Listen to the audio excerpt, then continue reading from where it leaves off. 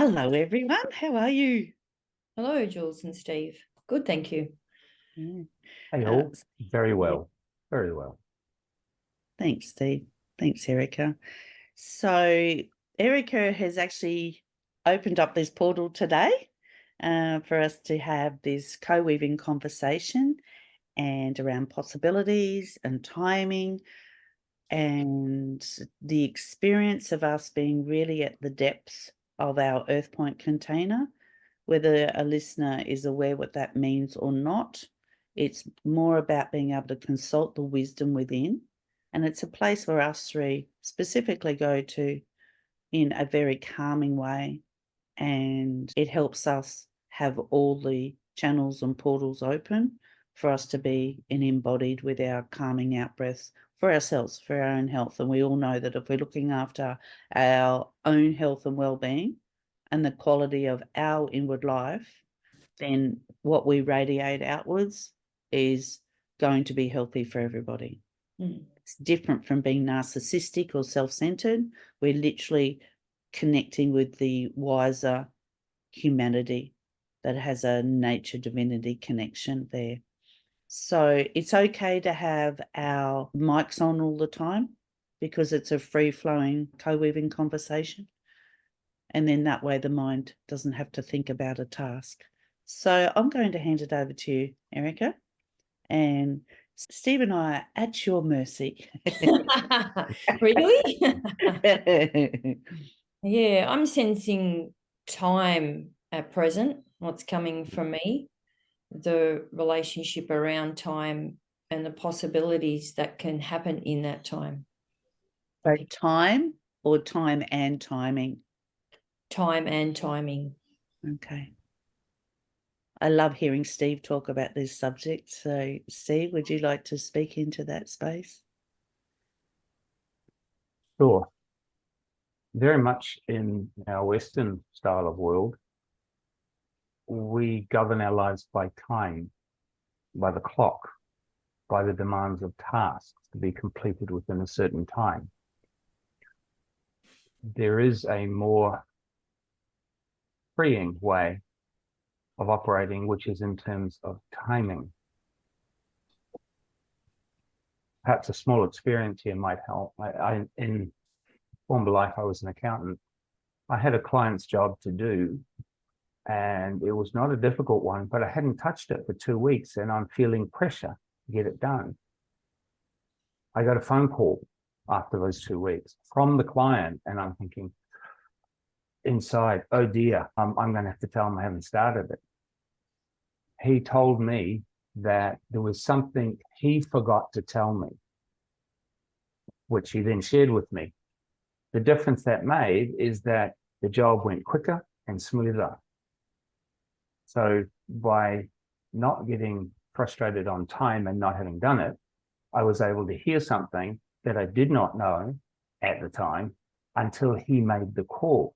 Had I worked on the client's job, I would have found some issue and it would have caused some stress and I would have had to talk to him about it, whereas this flowed smoothly. And that was a beautiful thing for me, especially in a field where you're using your left brain an awful lot in the field of accounting. So timing is critical about listening to what is saying ought to happen now, or to speak now, or to be presented now. Yeah. And that relationship with the inner conflict that comes in with that you were having at that time, which we all have, okay? We're pushed up against time, and which means we're pushing up against a force of what we think other societies think, or the parameters that send around us. It might be a workplace environment and they're tasks to be done. So our head almost falls into time. And so we actually lose our sense abilities to be able to be more relaxed, shoulders in the inside ourselves, inside the breath, and really sensing in and know if the answer is no to the time right now, then just wait a second, because it's our imagination that blows it out of proportion and goes into future anxieties that if I don't do it now, it's not going to get done, right? Steve's experience, had he done it, he would have had a very jerky, pushed up against, and a very quite inner dramatic experience, because the experience, especially, I'm making a bit of an assumption, which is a bit dangerous here, Steve, for me, for anybody, that when you heard that new information, it actually redid the way you would have done nearly the whole process in the first place. So had you done it, you almost would have had to redo it all again. Well, I redo a large part of it, yeah. Yeah. And the other thing that happened with that information, there was a moment where it's like, now I know why I didn't do it. And I also knew intuitively I did not need to stress. And so the release of stress. And then I went ahead and did it, and it was flowing. It was simple. It became easy. And so, yeah, that was a really great experience to teach me that there is a timing to things. And when we try and force time into flow, you can quite often have a conflict. And the conflict is usually inner. It's within. And It's so always within. Yeah. It's always within. Within. Yeah. It can impact others, I think, is what I was trying to say. But yeah. But Yeah, the conflict right. is within. I've had a similar situation like that, Steve, at work, where the doctors require instruments at a certain time frame. They're washed, checked, and put through, and they're hot, and the supervisors have that push to touch them while they're hot and get them done. But me, with this knowing and dropping in, it's just relaxed. I get the instruments, pack them with the sensing of knowing the time, not to push the time, and they get delivered right on time back upstairs to theatre. So the policies and the procedures are all done correctly, but there's no push from me. It just flows, and then they get the phone call and the instruments are already done. Yeah. So in that environment, Yes. quite noticeable within the sterilising department itself. Yeah. So by entering flow, that you said about cooling down, and it could be that you're walking around a bench. Yes, that's what I do.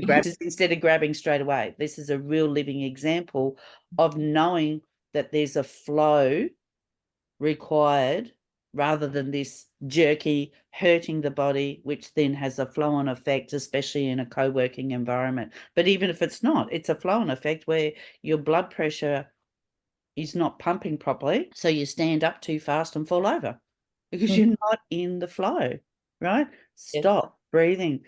Steve and both of you, but Steve gave this real living example just now of how when we're in the timing, and this is going to sound weird at first for some people, that there's our physical breath, our body does naturally. It has to, right? For brain and heart and blood flow, etc., for all the systems to operate. But we've got our spiritual breath. So, which is very much connected with the story of life, with the timing, with everything that's connected in the weave of the universe, right? One's very direct, part of systems, part of task orientation, and the other is the energy, the breath around the organs, the breath around wellness, the breath of listening to life, the breath, the out breath of, I'll focus more on that out breath, the out breath of flow. So Steve was holding a part of his breath within the concern of not having it done. So his body's functioning, sort of, because it requires the other breath to actually have the health to flow from the depth of our cells and send all the right messages and all the right distribution of nutrients and hormones and information and electrical impulses and all of the health ecosystem of our biological systems. And when both of those breaths, this spiritual breath, this beingness breath, is harmonizing with our task breath, then we learn to listen to this one far more better. People will often refer to it as listening to our heart, whereas us three know it's deeper than that. We've taken our head that's using the biological task time through our heart that's all about timing, that will say, we've got all the time in the world, right? And the head's going, no, we don't, no, we don't, no, we don't. It's, Yeah, it does. yeah, head solar plex, right? But we're taking those thoughts down through our heart and we're bringing them to rest in the out breath. It is just trillionths of a nanosecond of practice. And you gave yourself, and this is the important part, the wisdom, where you give yourself a task, a little task that takes you from a concern or a pressure, the push-pull, that then circumvents that so that timing's allowed to arrive. And that's really what we said a minute ago. You might just walk around the bench, and in that is enough for all the steam to escape, enough peace and calm to arrive to those instruments, and the beingness of the moment to be able to just then pick up and deliver accordingly. And yeah, timing. It's really around harmonizing within. And the people around me, when I have that timing, seem to have that flow-on effect to them too. They seem to just calm down instead of being in a flurry, and it seems to penetrate and permeate into their being, their higher being around them with the timing. Yeah. It's not that push and pull and everything else, and it just has that ripple effect. Yeah, which is a lovely observation, and us making sure that we're not using it as a yardstick either, or as a left brain measure. Oh, I must be calm because everybody else is calm. Do you know what I mean? That's another moves into a time model versus timing. Yeah.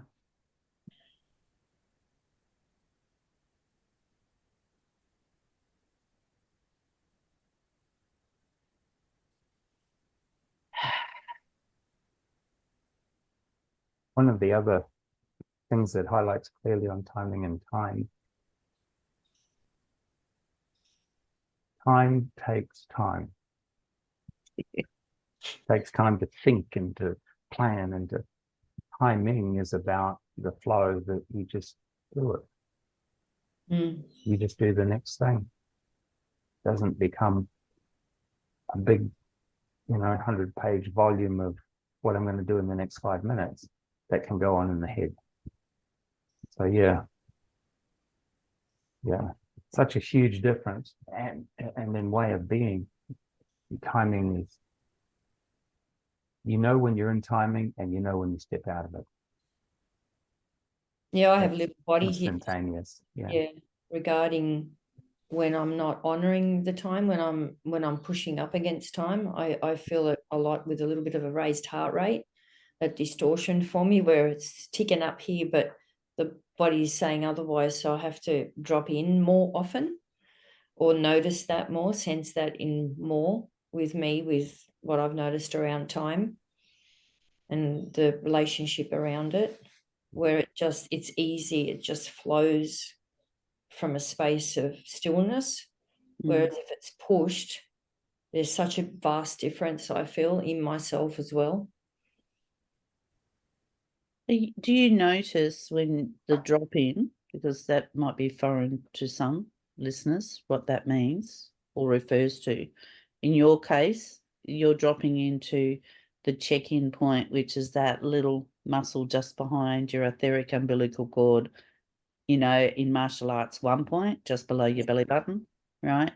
So you drop in to the container where that's connected. Yes. Yeah. Is there anything else you would like to share, what the drop-in is like for you, or anything around that? It's like a chalice to me. It just resides in there, and the space between the fluid and the actual chalice is where I sit. And that's the place of stillness, just like a lake. Yeah. And nothing is forced, nothing's coming in, it's just there, and everything just flows from there. And not stopping, but putting the mind at ease, at a poised position, and letting that come through, that stillness and that knowing. Yeah, beautiful. That in-between space is often referred to as liminal, but more importantly, inside yourself, being able to have that sense of the word chalice or container. They mean exactly the same thing, right?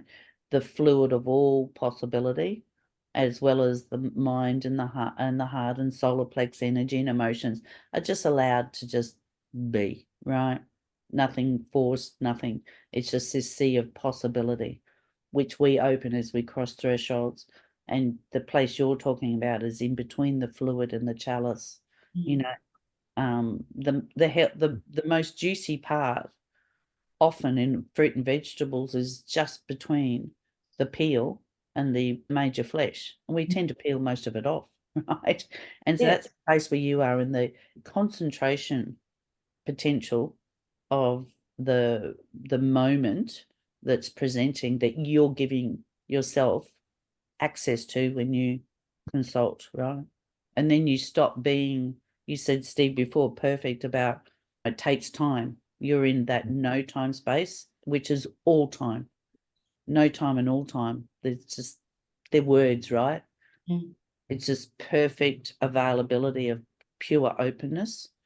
And it's you've moved through those courage layers, the dropping in of the mind being open, the heart being respected and consulted, all of those, that information just coalescing together, harmonizing, being at one in that space. And then we're able to sense further out, right? Yeah. But it's a multiple thing at once. As we're going down, the sensing's already out there. We're aware that there's an opening, right? There's more space for timing to arrive, more space for flow, all of it. And when we start this experience and this wisdom work, what we call, right, the path of the sage traveler, you know, we're still traveling, right? It's not a we've arrived, okay? It's just life, breathing with life. The thinking consumes energy. It takes time. It's very consumptive. So it's always going to take from the body, you know, the old hamster wheel model. Whereas timing is part of the regulation. It's part of the hands open, that gesture where the shoulders, we're not stiffening up, but they naturally rotate backwards. We naturally are opening up this cage that keeps us trapped when we're holding that breath. And it opens up. And then we're in a greater position physiologically just to be available to nurture the regenerative experience. So inside yourself, Erika, have you noticed a change or of anything, an improvement of wellness that comes up through source, through the wellspring, when you are at peace in that space in container and you're in that availability? It's like tension leaves around the organs, that fluid around the organs. It just calms down, especially if I'm a little bit anxious or anything like that. I notice it very easily. And in that space, there's just that permeation going through that frequency and energy around the organs. It just settles right down. It's like just being born, where you just are. There's no pressure from outside or within self. It's just totally relaxed, and it's such not a happy, but such an equilibrium of everything, and it's unified, and then it just radiates outwards and it strengthens the field around me.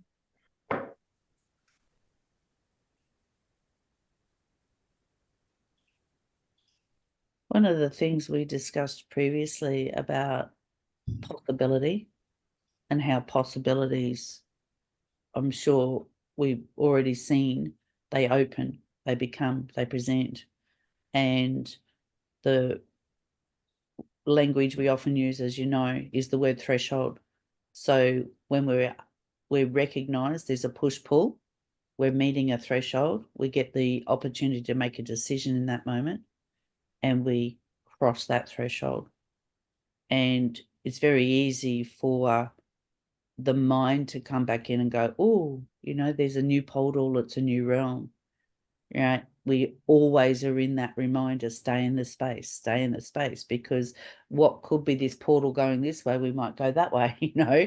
So it builds the fitness of agility, being able to be agile, flexible, which doesn't mean we're, you know, being able to throw around and be pushed around.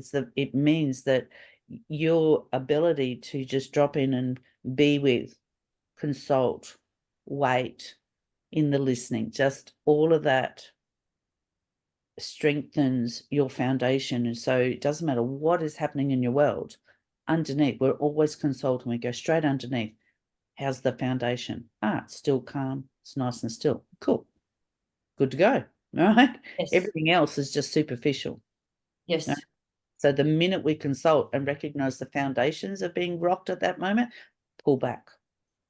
We must pull back and allow that nurturing, that regenerative energy to come back up, and the wisdom and all those possibilities to open up. And of course it reflects in outer life, because the phone calls change, Steve's case, and Steve used wisdom too. When people are with this client and his behavior, when he had the wisdom, professionalism, understanding to know the client called him, so he has to wait to hear what the client says first. And wait for that energy to finish, and then respond with the capabilities that he had available to himself in that moment. In that case, a beautiful breakthrough and an awakening. Yay! Had I done it, I would have had this agitation that wasn't needed.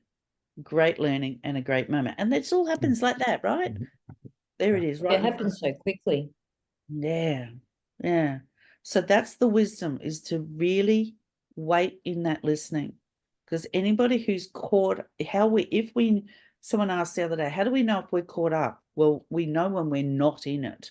That's really secret. We know we're not in the calm. That's number one.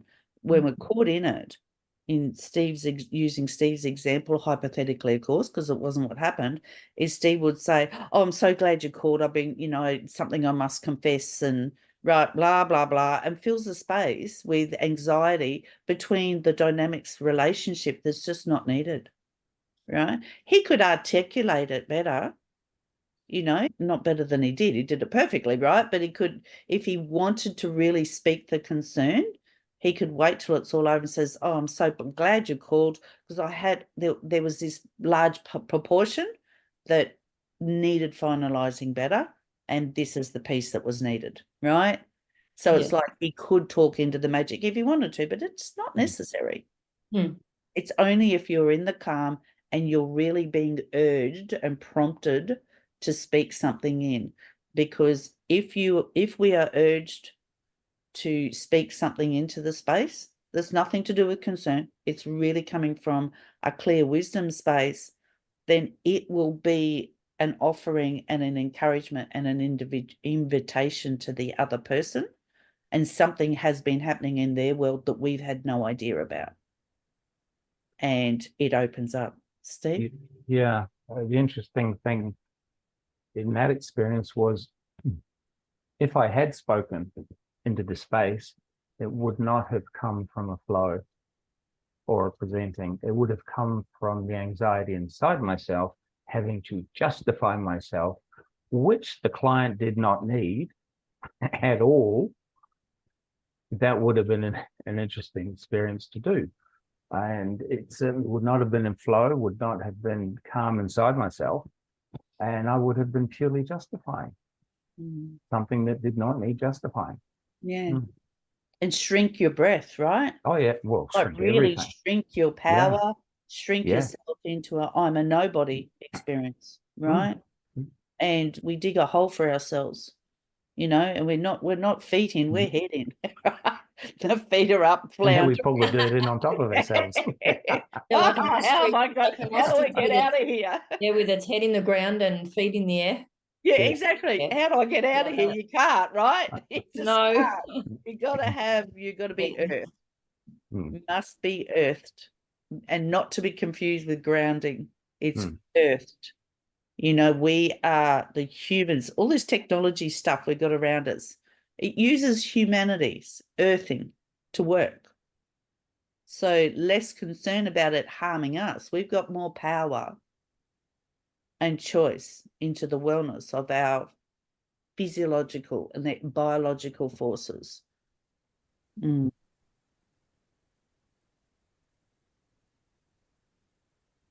I'm sensing, or the words coming through is the valuing, right? The valuing. It's not about being selfish when we do this. This is really, truly valuing the humanity within, not valuing Julie, the little individual, because that's up in head, right? Or Erika or Steve, you know, this is valuing humanity. We are available for the wisdom of nature, divinity connection. Yeah, I'm also getting that too, Jules, and appreciation. Yeah. At Earthpoint, at that chalice place. It just creates a different wisdom from appreciation and the warmth of it that it creates. Mm. All the viewers, do you want to do, shall we do a little exercise? I'm in. You're in? Yeah. I'm in. So the exercise, you know, where one rubs their hands and you can feel this chi ball of energy. So do it together, up, and so we can all visualize it, okay? And it's not about how large, right? Some people go, oh, it's massive. Doesn't matter, because truly the ball expands, okay? And we're able to do this. We're able to compress it with absolute freedom. It's able to expand, and we're able to, if we're having any emotional experience, so say for example someone inside, just someone who may be doing this goes, oh, look how big it is, release that, drop down into that place that Erika has been talking about, down into the container. It's a bit like the softness inside your gut. And then when you're ready, separate the hands and feel the two balls separated. So the left hand and the right have their individual balls. And notice it revolving. It will be revolving with the energy of the universe, the energy of the cosmos and planet Earth. We're all connected. It will have its own color or colors. It might be a fixed form, but it will be very opaque. Might be a clear color, but you can see through the ball. There's freedom of energy and flow. And then when it's nicely, say, for example, about a golf ball size, or not as big as a tennis ball, about a golf ball size, sitting nicely in your palm, then close your eyes and push that energy on both those all the way through down into your body. You'll feel your palms cooling a little, and down into that chalice, and have them merge again as one big ball into that sea, into the container that has been earthed with the cosmos, with nature, with this planet. And just be with the ball. Then relax your palms up still. Relax your hands onto your thighs so that you're in a very open space while that ball of awareness is still inside the gut.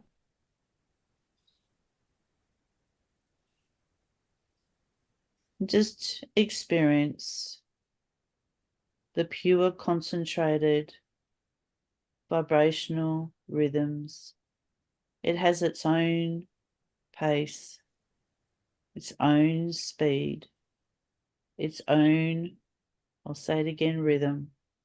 The alchemical forces that are operating within your physiological system, that are connected with all systems on the planet, be them healthy or not, it's not the point. They're all connected. It's all powerful. And then when you can really see how freely it is in that space, it's nice and soft. Now share it with each other. Send it around, right out through your energy fields, which we call the etheric field, the field that runs around all of our organs, the watery place Erika rightly shared before. It's a watery type substance, a natural salt. Send that energy across and around through each other, having and we receiving it not through the head or the heart. We receive it through that container point, allowing the wellspring, which is just below container and chalice, that is nature divinity, filling up, regenerating our systems and offering this regenerative nurture to each other and everybody else who it may touch along the way across the planet as it arrives to each one of you. And I receive at the same time. This beingness receives, not the ego receives. The place and state of beingness. The place that is connected to where this body is on this planet at this moment, this very second in time. The same with each of you. With everybody, but with us three specifically in our intentional consciousness right now. And when you've sent sufficient energy and sharing, and you know that it is generous and there's still plenty available of strength inside you, it's being shared and circulating in a circulatory fashion. It can go round one way and around the other, it can go across, it can make beautiful geometric patterns, or just free flowing, free drawing patterns.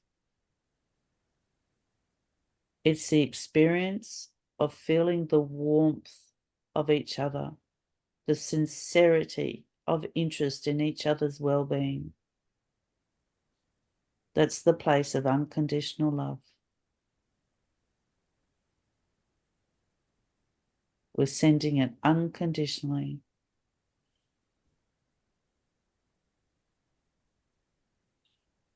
And when there's sufficient movement, come back to the containment inside your body, down, dropping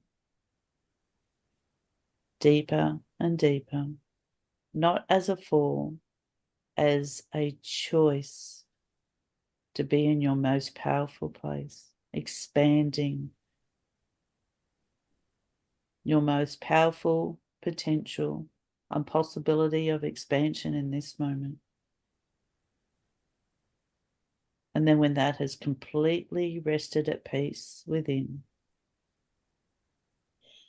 really come back physiologically to the room.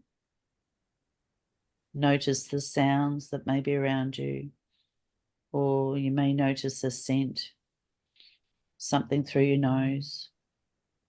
You're wriggling toes and fingers. You're back in, completely embodied in your body, earthed right here, right now. Your neck is relaxed, your shoulders are relaxed. Your elbows are comfortably resting at your side, palms up. You may wish to move your body. I wouldn't stand just yet. Keep your eyes closed. Then when you're ready, and if you peek them open, that's okay. Close them again.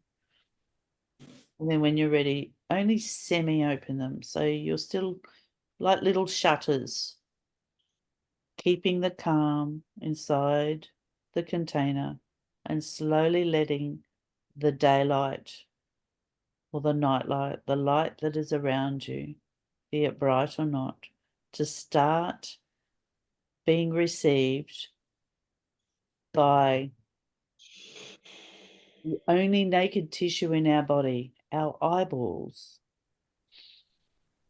They're the powerful receivers of light. And this light impulse that comes in each breath, breathing in, you can open your eyes wider now. Connect with anything that is natural and nature around you. Plant, be it out the door, out the windows, be it close by, no matter how tiny. And if there is literally no view and no plant life anywhere, then just check, is there any natural fibre on your body? It was once a plant. We're always able to connect to the beingness of origin, always. But if you are able to be with nature of some form, be it green, be it a flower, be it fruit on a tree that you're looking at outside the window or inside, really appreciate how your connected, harmonizing out-breath is having a symbiotic relationship with them. Receiving appreciation for this moment. Appreciation for each one of us here on this call. Appreciation for the wisdom of timing and flow, and how the echo of the wisdoms are ushered forward, and our responsibility to share those with absolute freedom, love, sincerity, and the wisdom of the timing.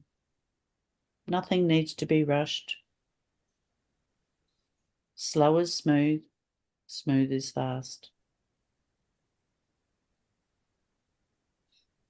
Not offer completion of this moment, that process, that exercise.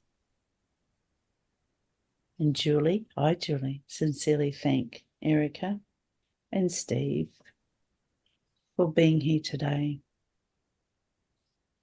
And especially you, Erika, for bringing Steve and I forward, you requesting that we have this call and inviting the openness and inviting the pure joy of co-weaving together. Thank you to the both of you for accepting the invitation also and sharing your wisdom with me and across all fields and humanity itself too, for everyone who watches it and their higher beings that hear it as well.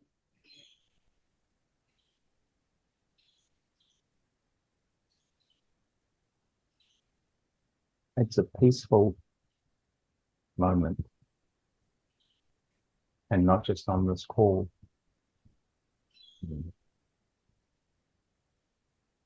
So with that peace, we'll just silently farewell and let this carry us into our days and our evening, wherever we